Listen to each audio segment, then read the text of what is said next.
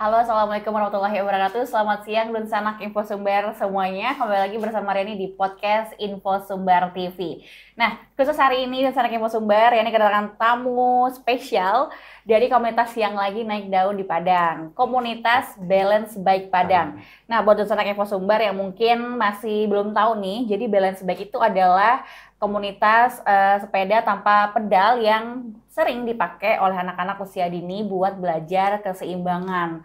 Tapi di Padang, olahraga ini sendiri udah berkembang jadi gerakan komunitas yang solid. Bahkan baru-baru ini itu baru sukses melangsungkan event besar ya, Pandeka Push Bike Championship Piala Gubernur Sumatera Barat. Langsung aja kita ngobrol langsung sama salah satu pionir dari komunitas ini. Selamat siang, Abang. Selamat siang, Kakak. Ini kan Dunsana Info Sumber belum tahu, mungkin boleh berkenalan dulu, Bang. Oke, selamat siang Dunsana Info Sumber ya, Kak. Perkenalkan, saya Irfan Jiha Pranata. Mungkin dulu kawan-kawan di dunia pushbike kenalnya sebagai penggerak gitu kan. Sekarang alhamdulillah sebagai Ketua Aspina Asosiasi Pushbike Indonesia untuk wilayah Sumatera Barat. Oke, baik. Bang Irfan ya aku panggilnya berarti. Bang Irfan, itu kan kemarin baru aja selesai Pandeka Push Bike ya. Jadi kita lihat bocil-bocil itu lomba sepeda. Tapi yang bikin aku penasaran, ini komunitasnya udah dari sejak kapan? Sampai akhirnya bisa bikin event sebesar itu? Alhamdulillah, sebenarnya komunitas ini sebelum COVID 2019. Jadi awalnya kan kita mencari kegiatan untuk anak si kecil. Kebetulan usianya masih habis bisa berjalan gitu kan. Jadi aku sama istri sama orang rumah searching nih kegiatan-kegiatan olahraga yang bisa dikembangkan untuk usia dini gitu kan. Kebetulan ada video tuh di reelsnya Instagram. Di dalam video itu ada anak yang lagi main strider. Waktu itu mereknya memang strider doang, Kak. 2019 tuh memang ada yang kebetulan nyari pakai strider. Terus di searching lah di Indonesia ada nggak komunitas atau sepeda yang mereknya strider. Itu pun kan video dari luar gitu kan. Jadi di stretching, habis stretching ketemulah kalau sepedanya nggak ada pedalnya nih. Nggak ada pedalnya. Jadi olahraga ini memang untuk stimulasi anak yang usia dini untuk berkembang, mengembangkan saraf motorik dan sensoriknya. Jadi kebetulan belum ada kegiatannya di Kota Padang, dan kebetulan 2020 kita pandemi.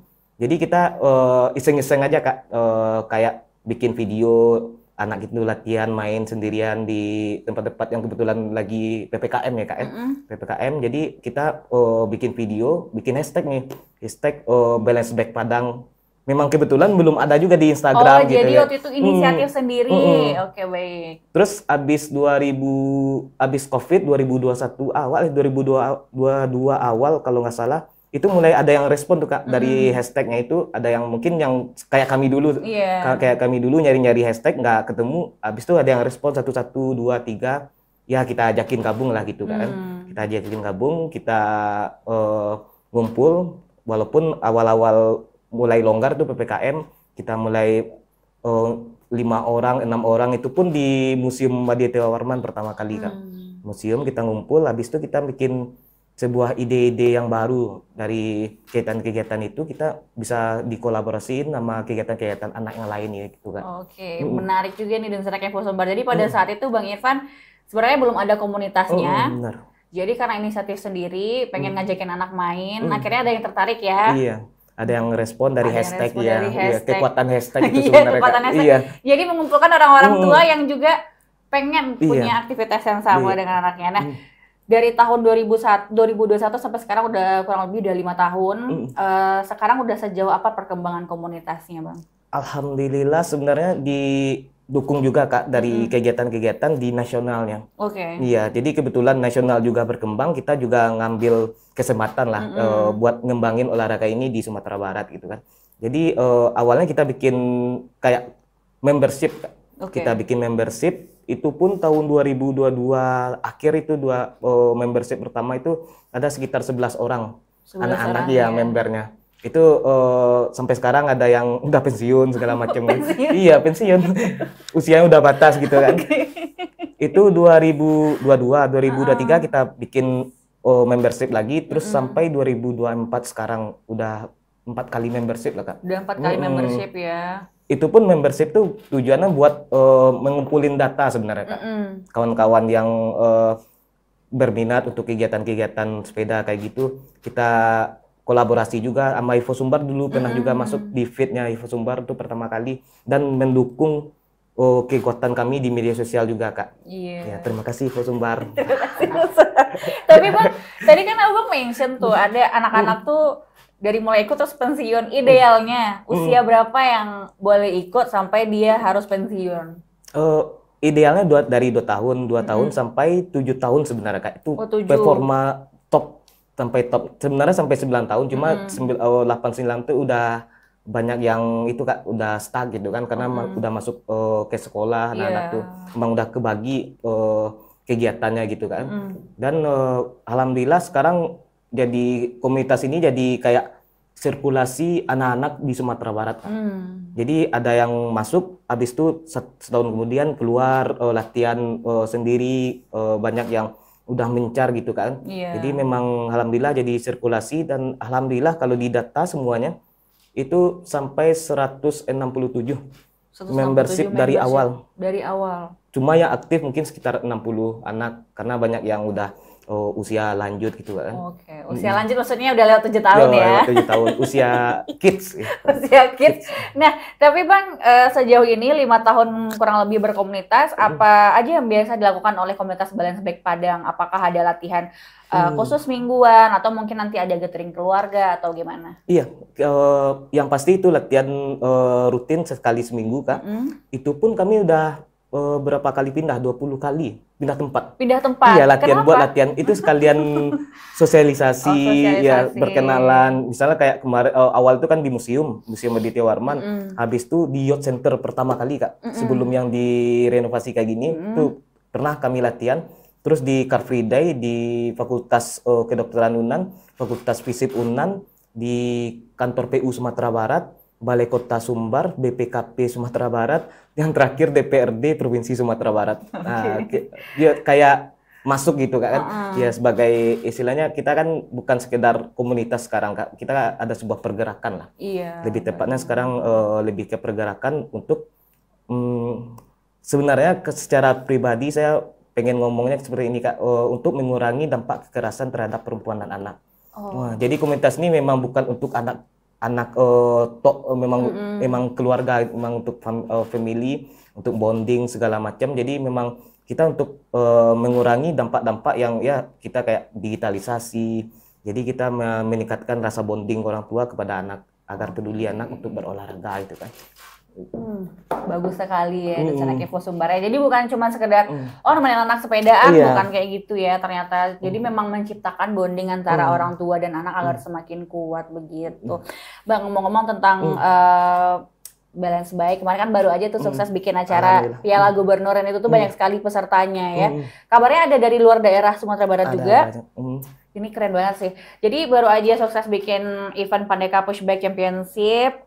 Boleh diceritain nggak itu tuh, apakah itu adalah race pertama dan sampai akhirnya itu didukung Piala Gubernur, itu bagaimana ceritanya? Itu kalau untuk event Kak, itu pertama kali itu tahun 2023. Kita itu bikin skala komunitas saja Kak. Kayak fun race itu pun awalnya kan memang tujuannya mengasih tahu regulasi lah tentang ada kita kan latihan aja terus habis itu kita harus ada event. Kita kan lihat juga di kawan-kawan di Jawa, Pulau Jawa itu tuh kegiatannya memang harus ada kegiatan event untuk menunjang engagement dari masyarakat pun untuk yang belum tahu jadi tahu gitu kan. 2023 itu pun namanya Dinosaurus. 2024 kemarin Independent Race pas tanggal 17 Agustus. Yang terakhir itu Pandeka Pushbike Championship. Jadi kita bikin tema itu memang bukan atas nama komunitas kayak Balance Bike Padang Championship, bukan kayak gitu Kak. Jadi kita ada tema, setiap kegiatannya ada tema, ada narasi yang kita bangun. Yang kayak Dinosaurus itu memang untuk having fun, temanya dinosaurus. Kita kayak di dalam kerangkeng, balap-balapan gitu, kita bikin narasi kayak gitu. Terus yang di Independent Race kita temanya memang kemerdekaan Kak. Habis mereka kita menjadi seorang pendekar kan. Oke. Pendekar Pushback Championship. Itu pun alhamdulillah rangkaiannya udah disiapkan 3 bulan belakangan. Kebetulan kawan-kawan komunitas pun semangat juga Kak untuk membuat event dengan skala-skala yang mungkin bisa dibilang Sumatera Barat atau Sumatera gitu kan. Alhamdulillah juga banyak yang kawan-kawan dari luar Padang kayak di Bengkulu, Batam, Palembang, terus yang kayak Payakumbuh, Bukit Tinggi, Sawalunto, Lubuk Basung, terus dari Painan segala macam tuh ada 12 komunitas Kak. Yang di Jakarta juga ada, Jakarta KBPY Yogyakarta. Jadi kita memang di lokal kita kembangkan, di nasional pun kita kembangkan juga Kak. Jadi alhamdulillah banyak yang dukung dan alhamdulillah tuh sukses, alhamdulillah Kak. Alhamdulillah sukses ya. Kemarin tim Infosumber juga sempat ambil bagian tuh. Iya. Broadcastingnya keren ya dari Infosumber. Terus ada Infosumber, kalau penasaran bagaimana Pendekar Pushback yang minggu kemarin itu, silakan aja langsung nonton siaran ulangnya kembali. Bang, ini kan udah 5 tahun berkomunitas, udah banyak juga tadi race yang dilakukan. Komunitas dari berbagai daerah di Sumatera Barat juga sudah ada. Untuk balance bike sendiri sudah ada federasinya apa belum? Sampai saat sekarang masih di tahap di Korminas namanya Kak. Jadi federasinya sebenarnya masuknya ke Kormi, Komite Olahraga Rekreasi Masyarakat Indonesia. Sebelumnya kan masih di bawah Asosiasi BMX Indonesia. Jadi sebenarnya olahraga ini memang harus dipisahkan juga Kak dari olahraga yang lain, biar dia bisa mandiri, biar bisa dengan kreativitas yang sendiri berkembang dengan caranya sendiri gitu kan. Jadi sekarang ada secara nasional pun kita sudah tergabung dalam ASPINA, Asosiasi Pushback Indonesia. Dan kebetulan alhamdulillah saya diamanahkan untuk jadi ketuanya. Dan alhamdulillah kita sekarang udah memasuki ke tahap Kormi nasional Kak. Itu target kami kemarin itu kan masuk Fornas tahun sekarang Kak. Nah sekarang Fornas insya Allah tahun depan, Fornas berikutnya insya Allah balance bike jadi olahraga resmi. Kalau sekarang kan masih eksibisi di Fornas, jadi besok insya Allah jadi olahraga resmi. Dan alhamdulillah di Kementerian Pemuda dan Olahraga pun udah dapat respon yang baik Kak. Soalnya setiap minggu di parkiran pelataran kantor Kemenpora itu udah sering kegiatan balance bike ya. Balance bike ya. Jadi sudah bisa menjadi olahraga rekreasi yang sudah bisa diperhitungkan untuk masuk kejuaraan-kejuaraan nasional nantinya. Dan alhamdulillah pun kawan-kawan pun udah go internasional juga Kak, yang kawan-kawan di Jawa. Jadi kita berkembangnya memang barengan gitu kan. Jadi kawan-kawan di Jawa yang kita tempat belajar, kita yang Jawa pun keluar, kita ke nasionalnya gitu. Jadi insya Allah kedepannya kita ingin internasional juga Kak. Alhamdulillah mungkin yang bisa kita target besok Malaysia Singapura untuk event berikutnya, insya Allah kita targetkan Malaysia Singapura karena emang kayaknya teritorialnya paling utama itu Malaysia Singapura. Paling dekat ya. Untuk saat ini. Iya saat ini. Semangat Bang, kayaknya bakalan bisa nih. Amin. Tapi dari tadi kan kita ngomong pushback ya, dan sana Infosumber ya. Tapi kita kurang tahu nih, maksudnya Riani sendiri kan karena mungkin masih awam nih sama komunitas yang satu ini. Manfaatnya sendiri buat anak-anak itu sebenarnya seperti apa Bang? Banyak Kak kalau manfaatnya. Pertama, kalau untuk anak sendiri itu membangun rasa percaya diri. Itu soalnya kita kan latihannya memang sepeda itu kan nggak ada remnya juga Kak. Nggak ada remnya. Iya, nggak ada rem, pedal nggak ada. Jadi anak-anak tuh memang percaya dengan kemampuannya dia sendiri untuk mengayuh dengan kecepatannya sendiri, dengan ngeremnya pun dengan gayanya sendiri. Jadi manfaat pertama tuh melatih kepercayaan diri, yang kedua melatih sensorik dan motorik anak. Motorik kasar, motorik halus, sampai istilahnya sensorik. Kalau sensorik itu kayak insting. Jadi problem solving anak ketika jatuh langsung berdiri atau nangis itu dilatih juga Kak. Ya dilatih. Terus yang motorik kayak motorik tuh fisik.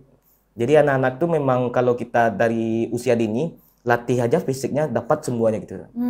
Dari fisiknya bagus sampai ke sensoriknya juga bagus. Karena kita kegiatannya memang kegiatan olahraga yang having fun kita, having fun juga. Yang ketiga itu membangun bonding Kak. Orang tua dan anak.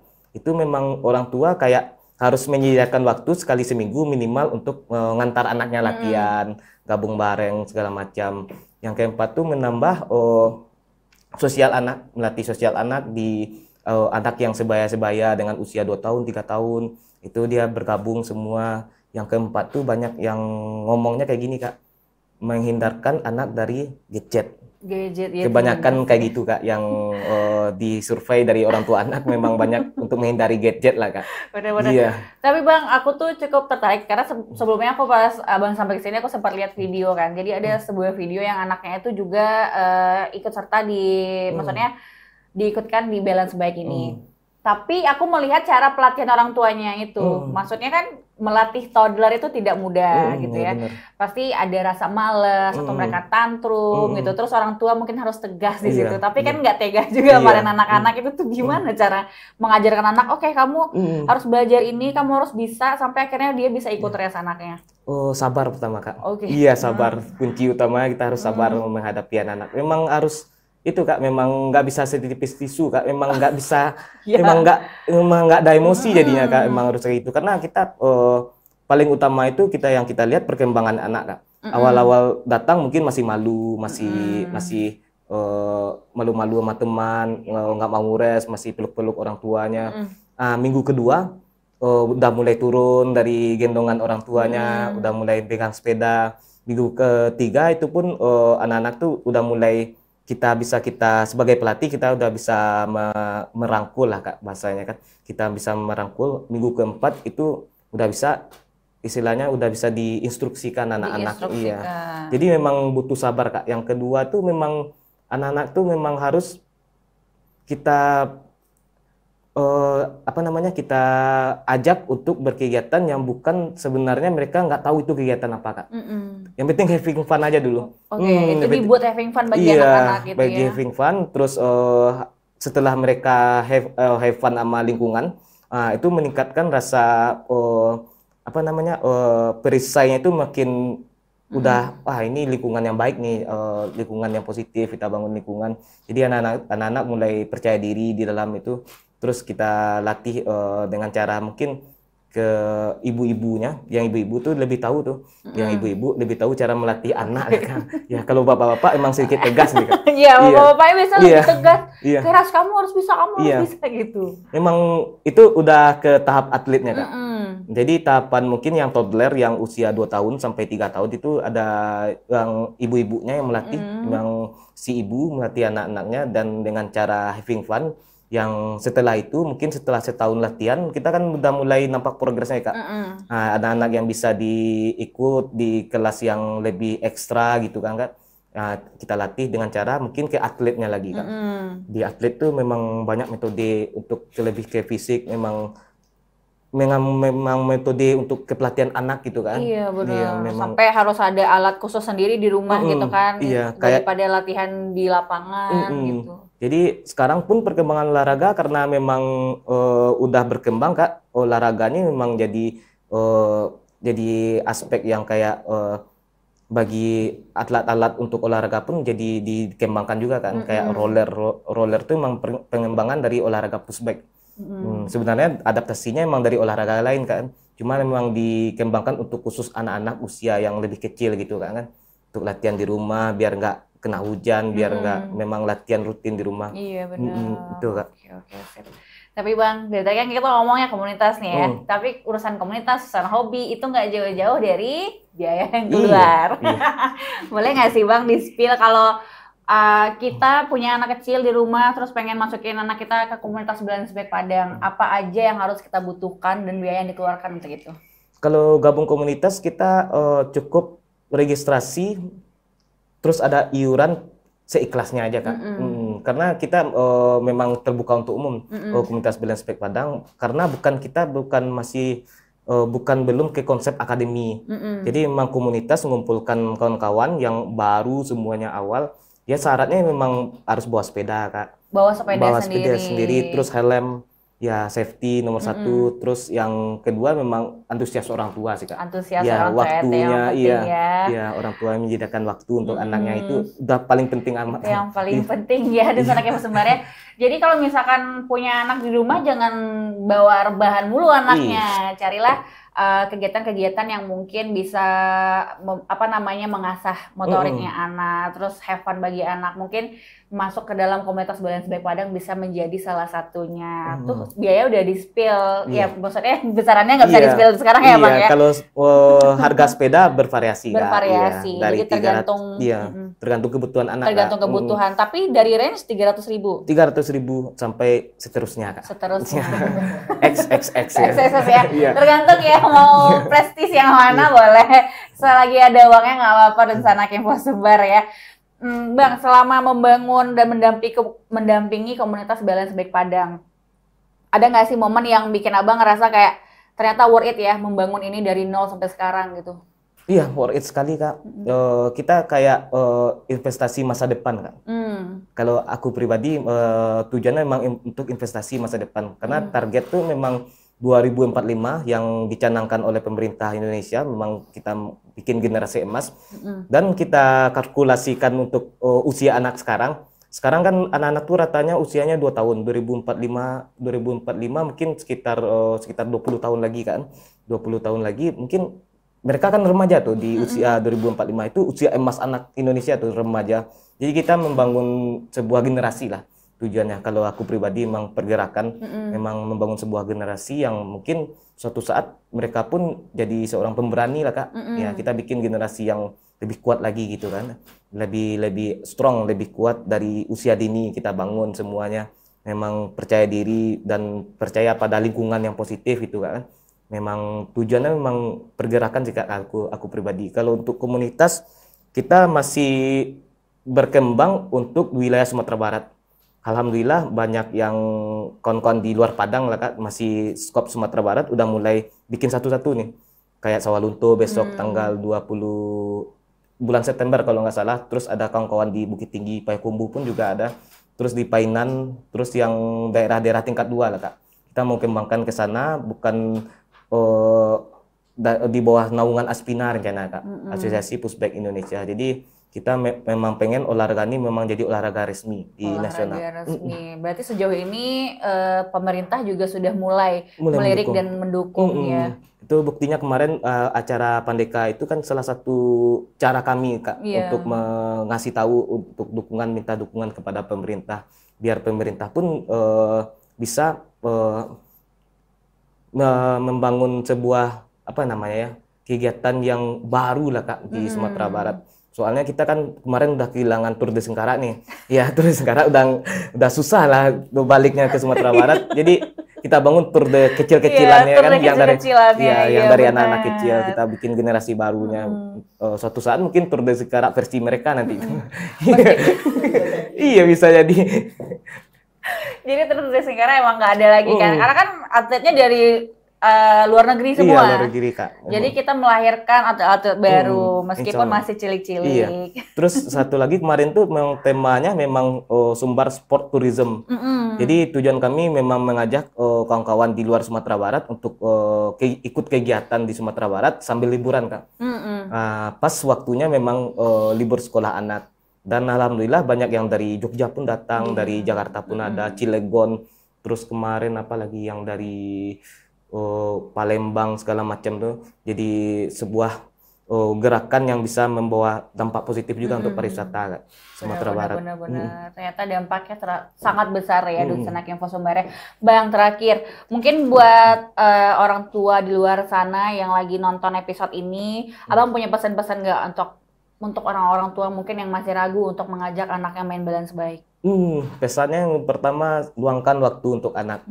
Ya memang kita harus sedikit lebih ekstra di zaman sekarang. Di sambil kita kerja, kita harus meluangkan waktu untuk anak, dan kita harus percaya pada potensi anak. Semua anak itu memang berpotensi, Kak. Asal latihannya rutin dan konsisten. Kalau rutin dan konsisten, insya Allah memang menjadi sebuah bantu loncatan untuk anak-anak untuk kedepannya bisa jadi lebih standarnya lebih agak ditingkatkan sedikit, Kak.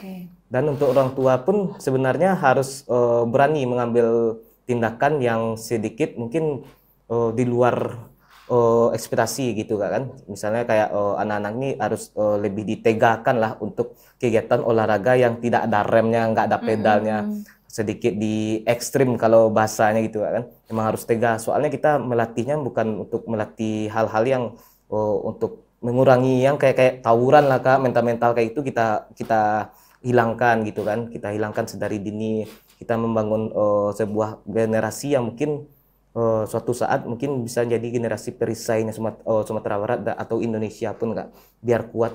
Makanya orang tua memang harus siap untuk segala konsekuensinya Kak. Iya, benar. Jadi begitulah Duta Kepo Sumber, salah satu cara untuk menciptakan semangat di diri anak-anak kita, semangat kompetitif juga Iya, pastinya, kompetitif pasti Kak. maju dan terus bertumbuh. Terima kasih sekali lagi Bang Iya, Irfan kasih, atas Kak. insight-nya dan udah mau sharing bersama podcast Info Sumber hari ini.